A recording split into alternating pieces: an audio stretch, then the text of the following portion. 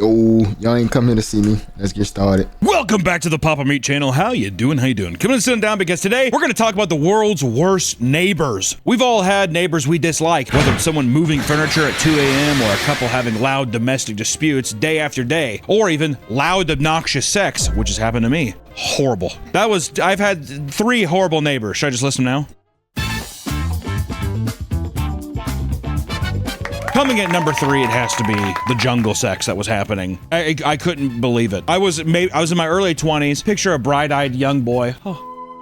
Getting ready to get up for college or whatever. Literally, when I got home in the morning when I woke up, if it was at home, their bedroom was right above my bedroom. Heard all of it. And it would last so long, so very long. And then my bedroom is like, let's just say here. On the back side of my headboard is my bathroom where I have my shower. And in the morning when I would take my shower, they would be in their shower. Oh, and it's loud acoustic porcelain sex, and it was horrible. Like some real shit was like, light, and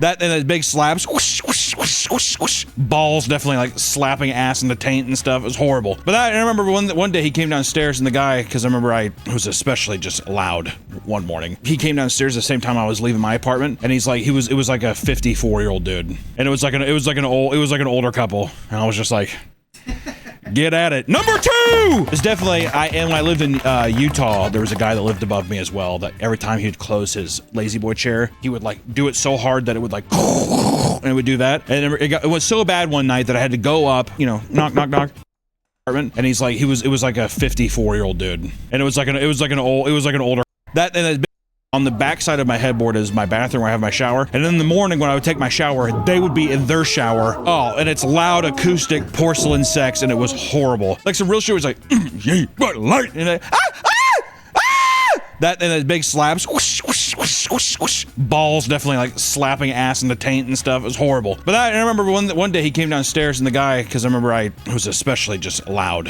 one morning. He came downstairs the same time I was leaving my apartment, and it was like a 54-year-old dude, and it was like an older couple, and I was just like, get at it. Number 2 is definitely, when I lived in Utah, there was a guy that lived above me as well, that every time he would close his lazy boy chair, he would like do it so hard that it would like, and it would do that. And it was so bad one night that I had to go up, knock, open the door. There was nothing in his apartment besides milk crates and this lazy boy, and he had a fucking Doberman that was just doing sprints back and forth. A Doberman. A Doberman. And he's like, yeah. And I said, dude, it's like a midnight. Can you please? He's like, fuck off. He got kicked out of the apartment.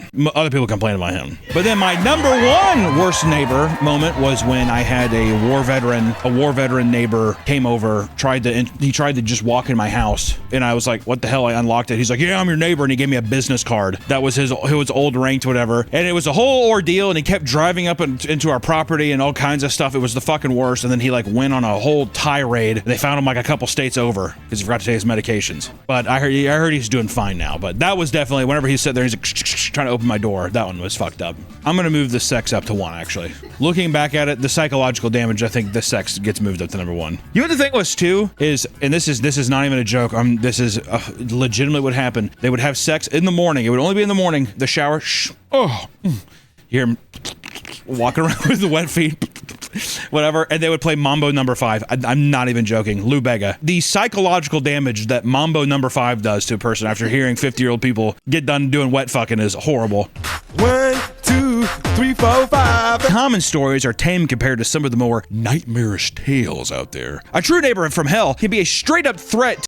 Situations can be ruined by a loud, disrespectful neighbor. But the most common stories are tame compared to some of the more nightmarish tales out there. A true neighbor from hell can be a straight-up threat to your mental and physical well-being. Some of the more serious neighborly feuds can last weeks or even years, affecting entire neighborhoods of people who simply can't afford to leave, which is true. Everyone knows somebody or is that person that's just like, he keeps bitching to me about my tree, or he says his tree keeps fucking coming over my yard. He's dropping crab apples in my yard or something. That's me. I feel like my neighbors don't like me. I think every other day someone is calling and being like, Nick, can you do something? All right, hold on a second, guys. Pull up your phone. Daddy. Calling your dogs in. It's something that most people can relate to, which is why there's entire shows even dedicated to documenting them, like Neighborhood Wars, or this recent Netflix show called Worst Neighbor Ever. And in some extreme cases, these disputes can even escalate to physical altercations, lawsuits, and serious injury, like death. My when I was in 7th grade. With how low energy this response is, I'm gonna say save it. And I want you to really pop at me at some point about it, all right? For those of you who are watching this from the comfort of an apartment, there's a very specific type of neighborly dispute that you may not be aware of. It has to do with something known as tree law. It has led to all sorts of chaos, which I would say almost apartment neighbor disputes are more common because you're so close together. But I will say tree law is fucked. Something's gotta be done about tree law, okay? Pro or anti-tree law? Fence riding tree law. Hey, we want to give a quick shout out to our favorite sponsor, Gamer Subs, which we have amazing energy drink called Raw Meat. You need to pick that hands in places, and it's absolute pep. Also, if you like big tittied anime women, they have little tub shakers that have samples. They're all good flavors. There's none of Gamer Subs, and use promo code. Back to the video. Of trees and other parts of the area of legal system that handle with it. I think you'll like it.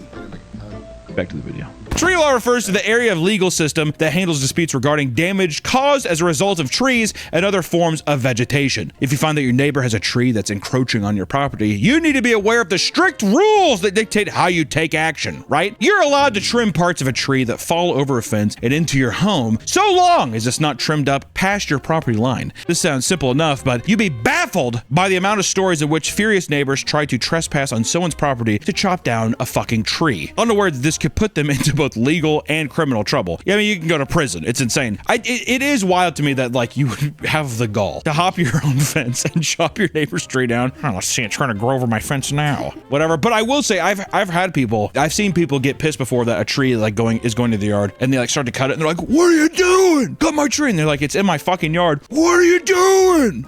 That's in Small Soldiers. What are you doing? They're what? Yeah. There's tree law in Small Soldiers? He's like, Alan Abernathy's dad is like, "You're cutting my tree." And he's like, "It's blocking my dish." Small Soldiers. I am Archer, leader of the Gorgamax. Like all the Gorgamax are just like mutants or whatever. Lieutenant Chip Hazard's way cooler. Put me on Chip Hazard's team. Oh, easily. I like Archer. Archer's cool, but the rest of them I could totally. You know, like the big purple rhino. I don't like the dopey Frankenstein looking guy. Hey, that like that. You didn't like Insaniac? No, I didn't. The purple Tasmanian devil ripoff? No. I like Chip Hazard. All the Chip Hazard guys got pussy. Especially with the gold tooth. How cool is that? Oh, they fucked the Barbies, yeah. Yeah. Batteries not included.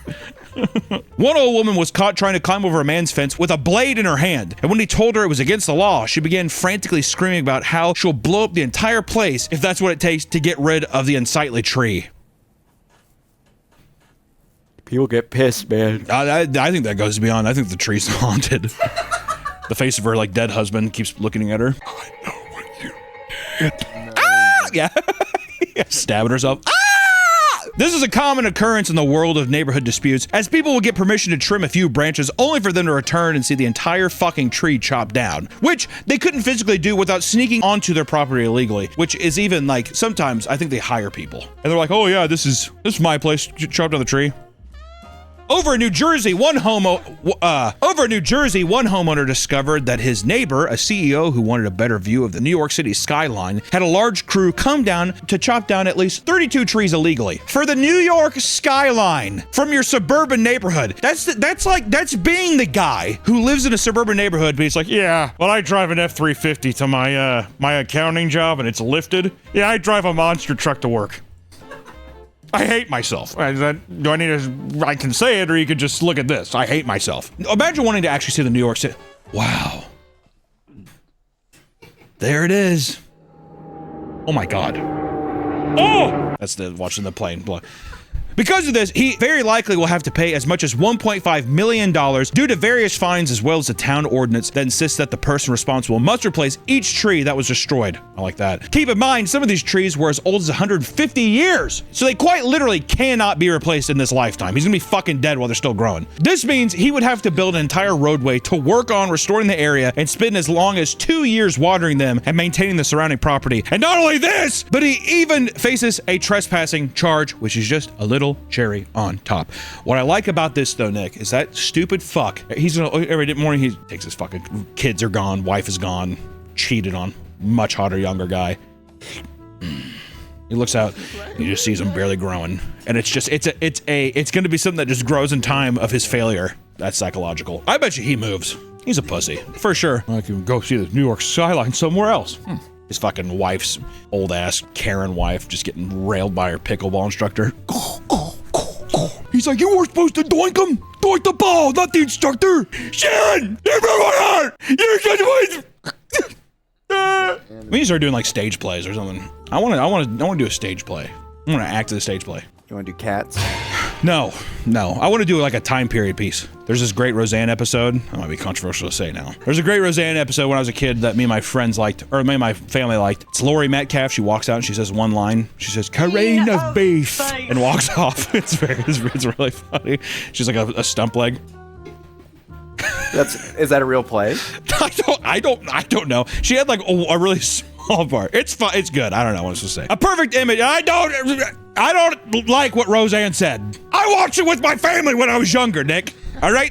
Do I like Roseanne today? I fucking no. But do I watch the show from time to time because it makes me feel like before my parents got divorced? Sure. Irene and Graham Lee, a 70-year-old couple, couldn't handle the fact that birds were repeatedly sitting in the tree above their front yard and taking dumps that would damage the driveway. Damage the driveway? Or was it just shit-stained driveway? Bharat Mistry, their neighbor, had no intention of cutting down the tree as it gave the homes more personality. He got the final say on what could happen to the tree. And in the end, the couple hired someone to cut everything that extended into their property line. This ended up being perfectly split down the middle of the tree, and the image became viral and turned into a tourist trap that had people traveling from all over to take photos. Which also, Nick, I want to ask you this. Do you agree with this method? Well, you can have the tree. Because this is definitely what they did. Graham and whatever the fuck her name was. Well, if you want half your tree, you can have it, but our half we don't want. Do you agree? If I hated the neighbor, yes. I think it's pretty petty. So it is. So do you think that a lot of these just boil down to pettiness? A 25-year-old tree. I mean, at some point, I mean, I look, you know, if I saw a tree, I'm like, it's been here for 25 years. I'm just gonna let it stay. The bird shit thing I can get to, because if he comes home, he's like, that's right, Irene, come outside. I got something to show you. What? And then a big fucking bird diarrhea happens. I mean, I would be upset, be like, I can't even park my fucking cars there. That's fine. I feel like if anything, couldn't you have just trimmed the limbs that were extended on your yard? Did you have to cut it in half? Do you think your balls when you're 70 are going to be like crazy saggy? I'm not telling you, in my neighborhood, they're going to think that it's a fucking church bells going off.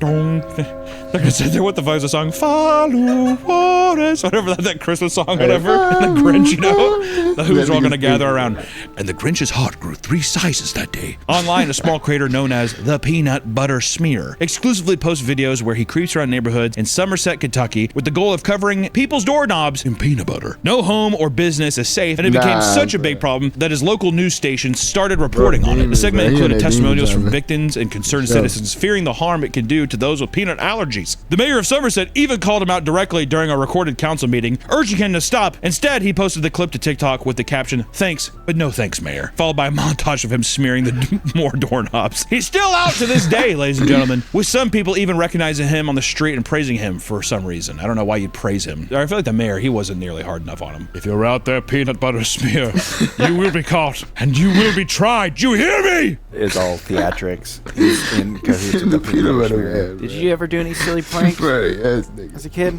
Yeah, like that's the same kind of thing. I knew some people in my school that would do like, that would vandalize shit, and I always just felt bad. I'm like, why do we have to like, even if I was a kid, I was like, I wonder what the fuck are we doing? I had a buddy that would like, he would like key someone's car or something, and I was just like, what the fuck are you doing? Yeah, I think the worst I personally done was, I think I went egging one time, and I was like, oh, this is fucked up. And then toilet paper, TPing is fine. Well, that's why I was like, well, it's only TP, because at least you know, it rains, it dissolves, or you can The only time I ever liked someone egging was someone egged our house for whatever reason. My dad got so upset because it stained the house. I mean, it was fucked up. It is fucked up, but I forgot why, but I was mad at him for some reason. He was sitting there, he's like, fuck, like spraying off the thing, and I just remember sitting there, just an obese chud looking down from the porch being like, silly daddy.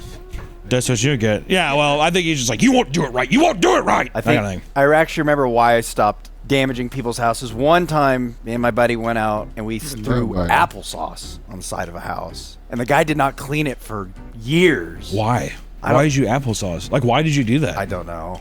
A child. There's a thing of being pressured, like the people who did the key thing, or you hang out with an older group of kids who are doing something, you're like, huh, yeah, like I'm 14, they're 17, which is a huge age gap then, you know, but they're just like, yeah, I don't know, let's go ding dong dish somebody, or you go do it. Okay. And I pretend I do it. Ooh, and I run down. You didn't really ring it. I did. I was that kid. I was pathetic. Over a decade ago, a child by the name of Gabby Mann gained public attention after befriending crows that would repeatedly bring her gifts in return for food from her school lunches. Her parents, Lisa and Gary, were happy to encourage her fascination with birds.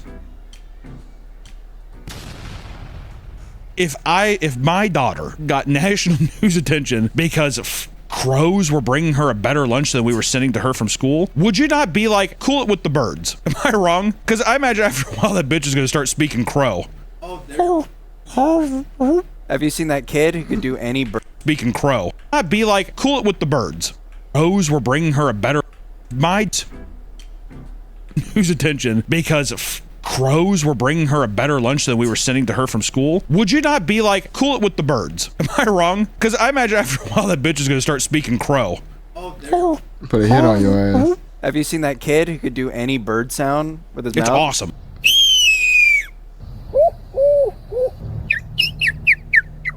That's pretty cool. That kid fucking rules. It's insane. It's so accurate too. That's cool. I'm saying that this is a bad. I'm like, you, sweetie, you sound like a pigeon. I get pissed. I'm like, that's not a crow. Also, you know what she'd do? She'd probably do some crow or raven shit. You ever see those things where owners of those have like a clear plastic tube and they'll put like snacks in the middle of it? They do. They have to try to find. That's what they do. That's our daughter. Crow girl. Fast forward to 2 years later in 2015, and this cute little habit became the basis for a lawsuit. It turns out their neighbors were seeing a massive influx of rats and other vermin because of the leftover food left behind by the goddamn birds. On its face, it sounds ridiculous. How many birds and rodents could one 8-year-old draw in?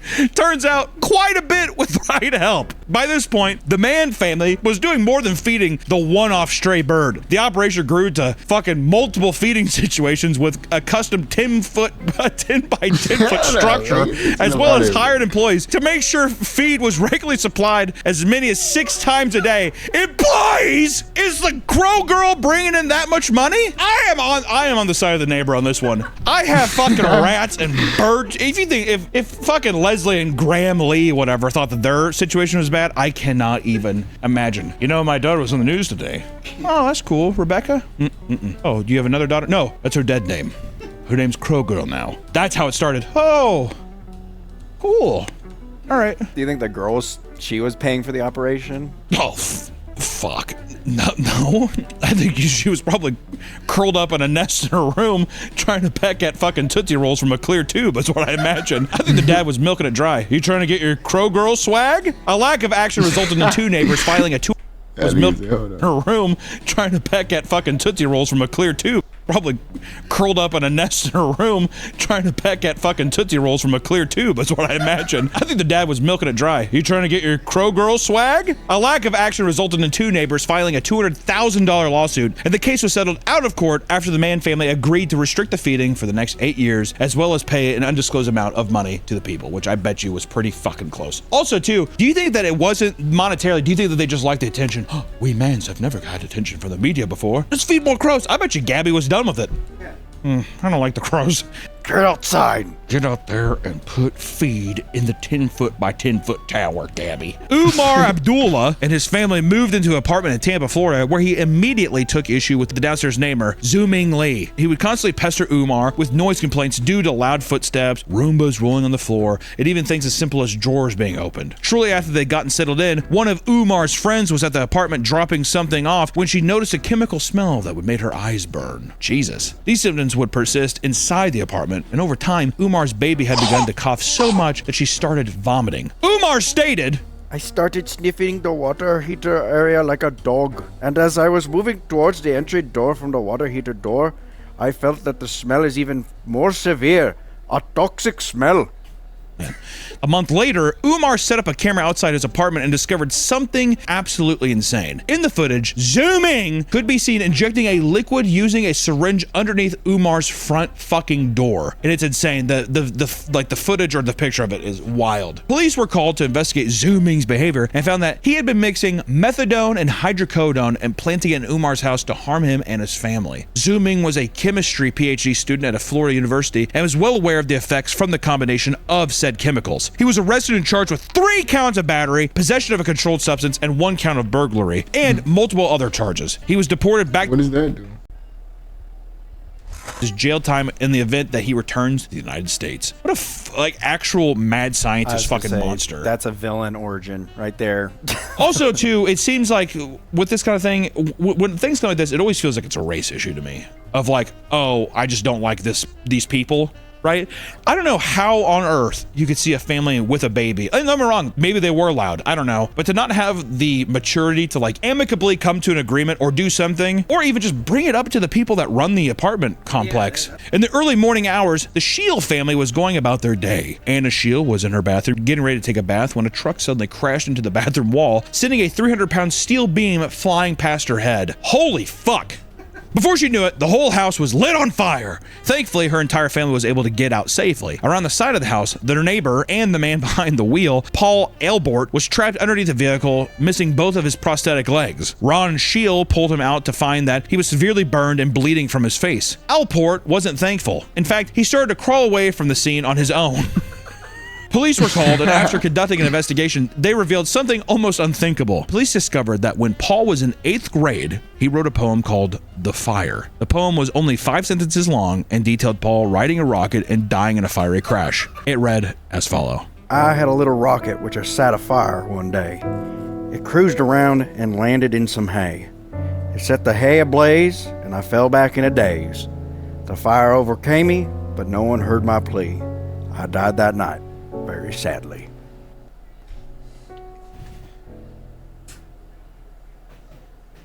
Thank you, Robert. Thank you, Mrs. English teacher. The car bomb ultimately failed, and Paul was arrested. He was charged with criminal mischief, arson, and attempted deliberate homicide. Initially, he had a plea deal to receive a lesser sentence, but the judge rejected it and sentenced him to 110 years in prison. Hell yeah. Cool poem, bro. Guilty. Wonder what they got upset at. What do you think was the defining thing where he was just like, I don't like them. You're my targets. Loud noise. You think it was, or do you think it was the happiness of his family? Oh, yeah, too happy. Look at that motherfucker's mugshot. Oh, he has 2 prosthetic legs. Does it have legs? John D. Nino was the new president of the HOA in Bellaria Residences, a luxury condo complex. Him and his wife, Doreen, had loved their home, despite one of their neighbors being particularly strange. Francesco Villi, a resident in his 60s, was a crotchety man that would often espouse theories about the HOA being filled with corruption. He hated the HOA board and how the building was run. That would make people uncomfortable with his constant ramblings, which honestly, they don't sound like ramblings. It sounds like a sane man talking about a regular HOA. I digress. Part of this may have been due to the fact that he used to be on the board before being kicked out for his unruly behavior. Okay, so he's just jealous. Anyone else think the HOA sucks now? It used to be good when I was on the Used to be board. pretty sweet a couple months back. That kind of sucks. Yeah, get the fuck out of here, Francesco. When Francesco found out that Danino was now the HOA president, he would constantly stop him to complain about issues with the building. Many of these issues were incredibly odd, like the claim that his building was being exposed to toxic electromagnetic waves due to his condo being above the electrical room.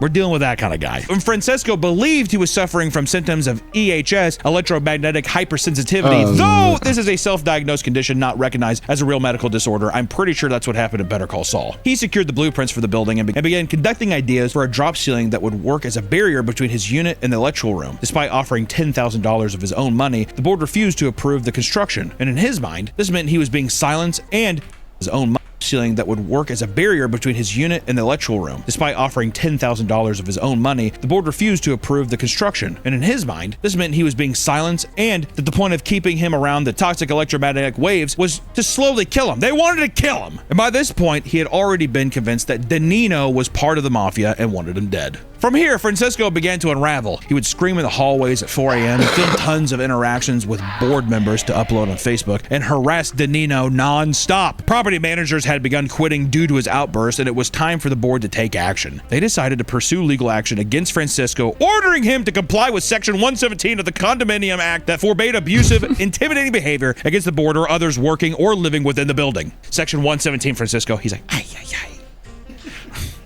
You get that battery away from me. No more electricity for me. Billy tried to fire back with a $1 million lawsuit with his claims of being slowly poisoned, but was unsuccessful. He never changed his ways, and in fact, things got worse. He aggressively harassed everyone, and at one point, a property manager had to lock herself in her office out of fear as Francisco screamed endlessly through the door, and the board had no choice but to take him back to court. Francisco lost and was ordered to pay close to $30,000 for the board's legal costs. You'd think that nobody would be on his side, but this wasn't the case. The legal battles were taking a toll on some residents as the board had to pass special assessments charging residents to recoup many of their legal fees.